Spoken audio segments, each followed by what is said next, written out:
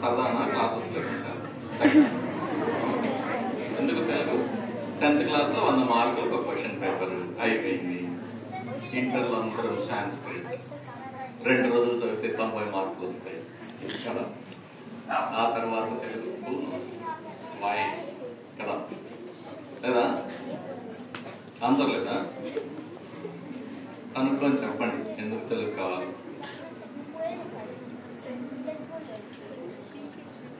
మన రాష్ట్రంలో ఎన్ని జిల్లాలు ఉన్నాయి?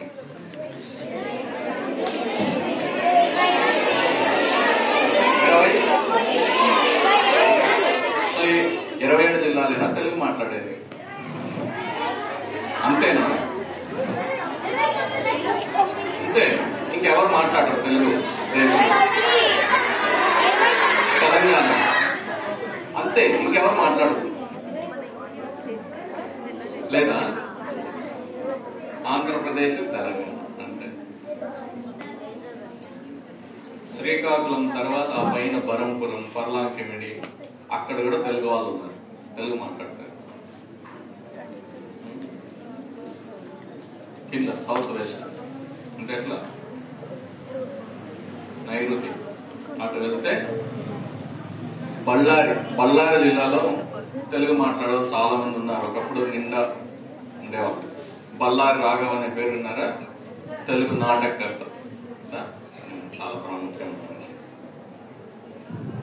కింద మద్రాసు, చెన్నపట్నం తెలుగు మాట్లాడేవాళ్ళు. అసలు కృష్ణదేవరాయలు కన్నడిగా తెలుసా? కానీ ఆయన దేశ భాషలు తెలుగు లెస్ అన్నాడా? ఇట్స్ వెరీ లెస్ అన్నాడా? లెస్ అంటే లెస్ శ్రేష్టము, క్వాలిఫైడ్, శ్రేష్టమైందని చెప్పాడు. అంటే అంత బాగుంది తెలుగు. తమిళ కవి భారతీయ ఆయన ఏమన్నారు? సుబ్రహ్మణ్య భారతి ఏమన్నారు? తెలుగు తేట, కన్నడం కస్తూరి. ఏ భాషలో సౌందర్యం ఆ భాషలో ఉంటుంది కదా. మనసుని నింపేది భాష. పుట్టి మెదడుతో పనిచేయడానికి అయితే మీరందరూ ఏం అక్కర్లేదు, కంప్యూటర్లు వచ్చేస్తున్నాయి, రోబోట్లు వచ్చేస్తున్నాయి. మనుషులుగా ఉండడానికి భాష కావాలి. భాష మేమంతా మాట్లాడుతున్నప్పుడు భాష ఎక్కడికి పోతుంది? 1700 సంవత్సరాల్లో తంజావూరులో కూడా తెలుగు ఉండేది తెలుసా? తంజావూరుని ఒక మరాఠా రాజు పరిపాలించాడు. అంటే శివాజీ హాఫ్ బ్రదర్ వెంకోజీ, ఆయన మనవడు 1700 మరాఠా రాజు తంజావూరు దాకా తంజావూరే వాళ్ళ రాజధాని. తంజావూరు అంటే ఎక్కడుంది? సోషల్ తెలుసుకుంటున్నారు, తమిళనాడు. సినిమా చూస్తుంటారు కదా. అక్కడ కూడా తెలుగు కవులు ఉండేవాళ్ళు. తెలుగు అసలు ఆయనే తెలుగులో ఒక ప్రబంధం రాశాడు.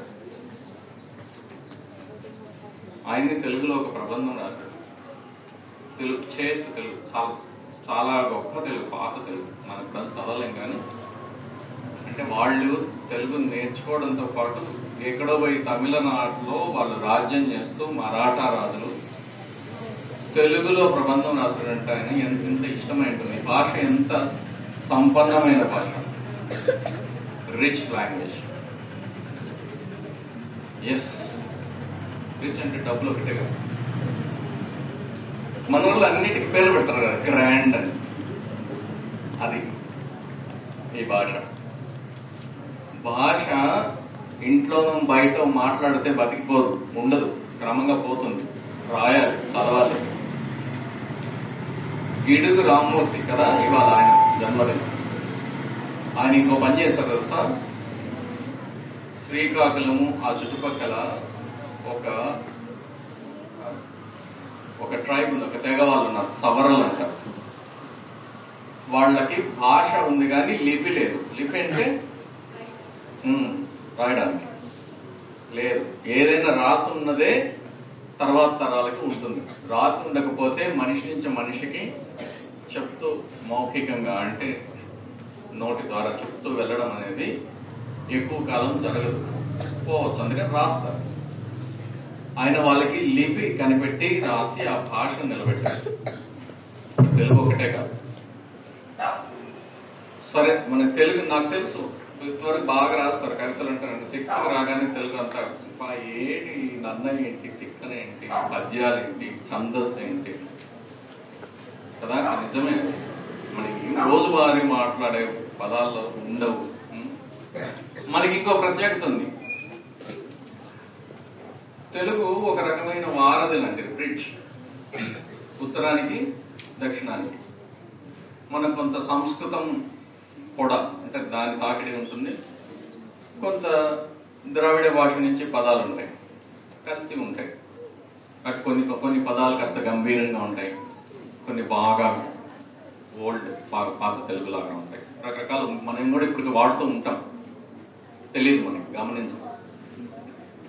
కాబట్టి ఇది ఇంకా బాగా ఏమంటారు ఫర్టైల్ అయింది, ఏమంటారు బాగా ఫలవంతమైంది. బాగా చాలా పదాలు ఉన్నాయి నేర్చుకోవడానికి. సరే, ఇంగ్లీష్ లో ఏదన్నా పదం మీకు తెలియకపోతే ఏం చేస్తారు? ఓ డిక్షనరీ చూస్తారు, నిఘంటువు. తెలుగులో ఎక్కడుంది మీ డిక్షనరీ? ఏం డిక్షనరీలు వాడుతున్నారు? ఆక్స్ఫర్డ్ ఇంగ్లీష్ డిక్షనరీ ఇంకా ఉందా? చూస్తున్నారా?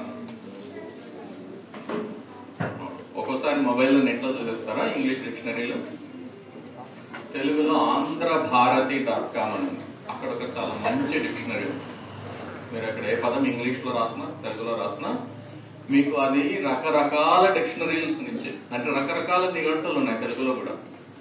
శంకర్ నారాయణ డిక్షనరీ ఉంది, ఇంకా వాగిదాలా ఉంది పాతది.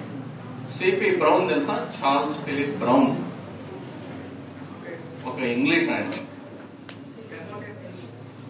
ఆయన ఒక ఆయన కూడా తెలుగు నిఘంటువు రాశారు. ఇక్కడ పుట్టలేదు, ఆయన మాతృభాష కాదు. ఓకే, అది కూడా వాటన్నిటి నుంచి తీసుకుని వస్తున్న ఆంధ్రభారతి.com లో కూడా మంచి డిక్షనరీ ఉంది, అది వాడు. ఓకేనా? సరే, నాకు ఫస్ట్ దానికి చెప్పలేదు తెలుగు, ఎందుకు అంటే ఎవరైనా చెప్పలేదు. రేపు ఎల్లుండో చెప్పండి, సోమవారం చేస్తారా? నాకు వచ్చి చెప్పండి, మర్చిపోవద్దు, మళ్ళీ గుర్తు చేస్తా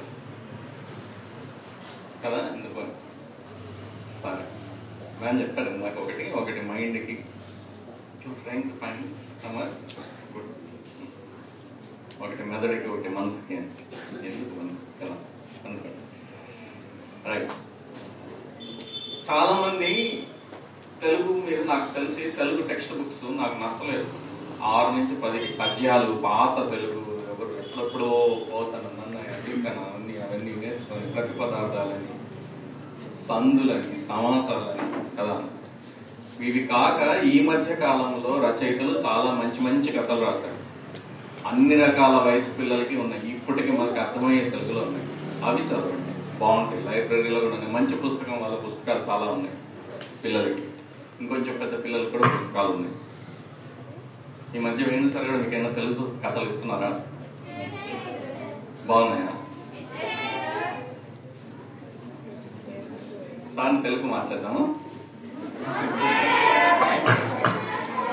ఓకే, తెలుగు ఈ మధ్య తెలుగు బాగుంటుంది. అక్కడ నుంచి మొదలు పెడితే మీకు నిజంగా దాంట్లో ఆసక్తి ఉంటే, జిజ్ఞాస ఉంటే, అప్పుడు కొంచెం పాత తెలుగులోకి వెనక్కి గుర్రంజ అట్లా ఇంకొక 100 ఏళ్ళు, ఇంకో 100 ఏళ్ళు తర్వాత కవితలు, పాత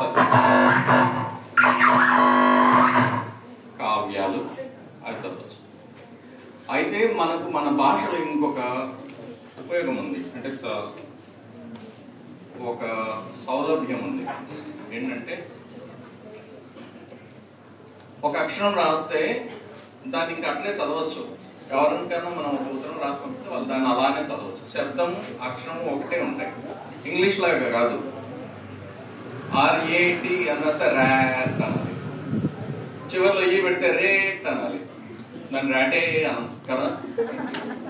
ఇంగ్లీష్ లో ఫోనిక్స్ అని అదని ఇదని నానా కష్టాలు పడి నేర్చుకోవాలి. తెలుగు అట్లా కాదు కదా. తెలుగు భారతీయ భాష చాలా వరకు రాసిన చదివేచ్చు. అందులో తెలుగులో అన్ని అక్షరాలు అన్ని శబ్దాలకి ఉన్నాయి. వత్తులు పల్లులు చక్కగా ఒక్కసారి నేర్చుకుంటే ఇంకంతే, మళ్ళీ మళ్ళీ ఏం నేర్చుకునే పని ఉండదు. ఇంగ్లీష్ కన్నా చాలా సులభం. కానీ మీరేమో కొంచెం అట్లా దూరం నెట్టేస్తూ ఉంటారు. 10th క్లాస్ వాళ్ళని అడగాలి తెలుగు వద్దు. ఓకే కదా, ఒక చిన్న పద్యం చెప్తాను. ఓకే, నేనేం రాయలేదు. కష్టపెట్టబోకు కన్న తల్లి మనసు, నష్టపెట్టబోకు నాన్న పనులు, తల్లిదండ్రులన్న దైవ సన్నిధులురా, లలిత సుగుణ జాల. అందరూ తెలుసు కదా, పద్యం గుర్తుపెట్టుకోండి. భాష అనే కాదు, ఏమైనా మనం చేసే పనులు ముఖ్యంగా తల్లిదండ్రులకి ఇబ్బంది తీసుకురాకూడదు. మనం త్వరగా తయారయ్యి స్కూల్కి రాము, మళ్ళీ తల్లిదండ్రులు పిలవాలి, మీ అబ్బాయి త్వరగా రావట్లేదు లేదా ఇక్కడ ఏదో చేస్తాము కదా, అవన్నీ చేయకుండా జాగ్రత్తగా ఉండండి. అందుకే ఈ పద్యం. కష్టపెట్టబోకు కన్న తల్లి మనసు, నష్టపెట్టబోకు నాన్న పనులు, తల్లిదండ్రులన్న దైవ సన్నిధులురా.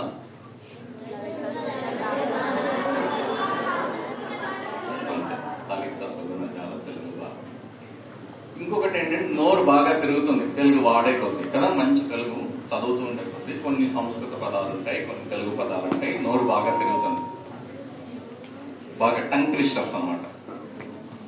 అప్పుడు ఇంక ఏ భాష నేర్చుకోవడానికైనా సులభం అయిపోతుంది మనకి.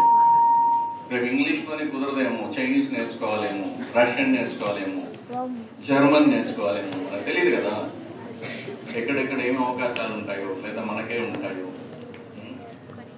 అందువల్ల ఏమి నేర్చుకోవాలన్న ప్రపంచం ఇప్పుడు ఈ రోజుల్లో సైన్స్ అండ్ టెక్నాలజీ అంటే వేరే భాష ఉన్నాయి, తెలుగులో అయితే ఏమి రాసలేదు.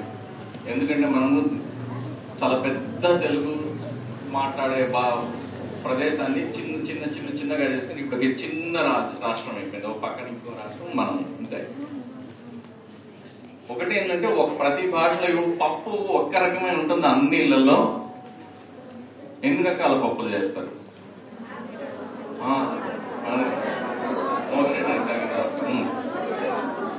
ఇన్ని రకాల పప్పులు ఉంటాయి, అన్ని రకాల తెలుగులు కూడా ఉంటాయి. మన పక్క జిల్లాలో వాళ్ళ తెలుగు మనకు నచ్చకపోతే ఎగతాలు చేయడం, నాపడం, మాట్లాడి చేయకూడదు. అన్ని బాగానే ఉంటాయి, అన్ని పప్పులు బాగానే ఉంటాయి. రోజు ఒకటే పప్పు పెడితే ఇంట్లో మీరు తినను కూడా తినరు. అట్లా అన్ని రకాల వేరియంట్స్, అన్ని రకాల శైలుల్లో ఉంటుంది భాష.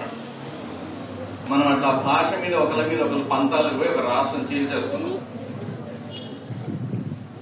మళ్ళీ అందుచేసి ఇంకా చిన్నది అయిపోయి గుంటూరు ఒక భాష, మన తర్వాత అందులో నగరాలు ఒకటి, మళ్ళీ మందులు ఒకటి, మన ఇంట్లో ఒకటి, మనం ఒకటి కదా. అమెరికన్ ఇంగ్లీష్ వేరు, యూకే ఇంగ్లీష్ వేరు, బహుశా ఇండియన్ ఇంగ్లీష్ ఇంకో వేరు. ఈ భాషలే మొదట ఎవరు మాట్లాడినా వినడానికి, అర్థం చేసుకోవడానికి ప్రయత్నించాలి. మనం ఒకే వస్తువును మనం ఒక పేరుతో పిలుస్తాం, ఇంకొకళ్ళు అదే తెలుగులో ఇంకో పేరుతో పిలుస్తారు. అయినా పర్వాలేదు, వినాలి, నేర్చుకోవాలి అన్ని రకాలు. ఇది ఒకటి చాలా ముఖ్యమైన విషయం. లేకపోతే క్రమంగా పోతుంది, ఉండదు. ఇంకొకటి చదవాలి, రాయాలి. తెలుగుని అవసరం ఉన్నా లేకపోయినా దానివల్ల ఏం ఉద్యోగం వస్తుందా, పలానా చోట పలానా పని చేస్తామా, నేను డాక్టర్ని అవుతానా, అవన్నీ కాదు. కానీ చదవాలి. చాలా మంది డాక్టర్లు కూడా ఉన్నారు, రచయితలు, పెద్ద బ్యాంక్ ఎంప్లాయీస్ ఉన్నారు, సైంటిస్ట్ ఉన్నారు, తెలుగు రచయిత, తెలుగు కథలు వస్తాయి. మీరు ఇంకా పెద్ద చాలా పుస్తకాలు ఉన్నాయి చదవడానికి. మామూలు వచన తెలుగు అంతే, తెలుగు మన టెక్స్ట్ బుక్ లాగా ఉండేది కాదు. చక్కగా మంచి కథలు మన కోసం, మన ప్రపంచాన్ని రకరకాలుగా తెలుసుకోవడం కోసం. దీనికి అంతా ముందు ఏం కావాలి, మీకంతా ప్రీ ప్రైమరీలో ఫస్ట్, సెకండ్, థర్డ్ లో ఇంగ్లీష్ లో ఏం చేస్తాము, ఫోనిక్స్ నేర్చుకుంటారు. ఇంకా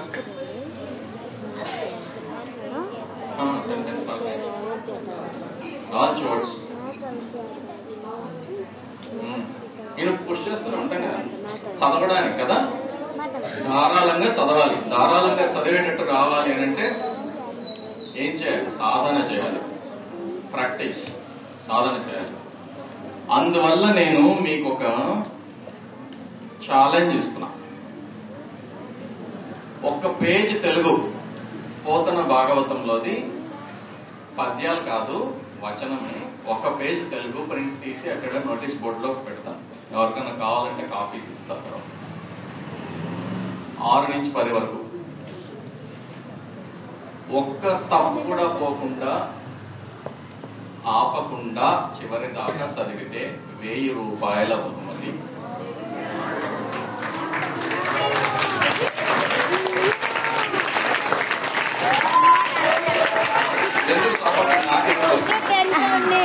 రాబోయే వాళ్ళకి చేసిన వాళ్ళకి అప్పుడు చప్పట్లు కొడతాను. అంటే ఆయన ఇందాక ప్రిన్సిపల్ మ్యామ్ చప్పట్లు అంటే ఈలలు ఊలలు వేస్తున్నారు. తెలుగు అది ఆదిమానవుడి భాష కదా. ఓకేనా?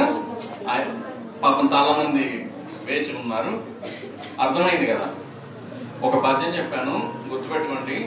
రెండోది తెలుగు బాగా నోరు తిరిగేట్లుగా ప్రాక్టీస్ చేయాల్సింది, సాధన చేయాల్సింది, పోటీ. రైట్.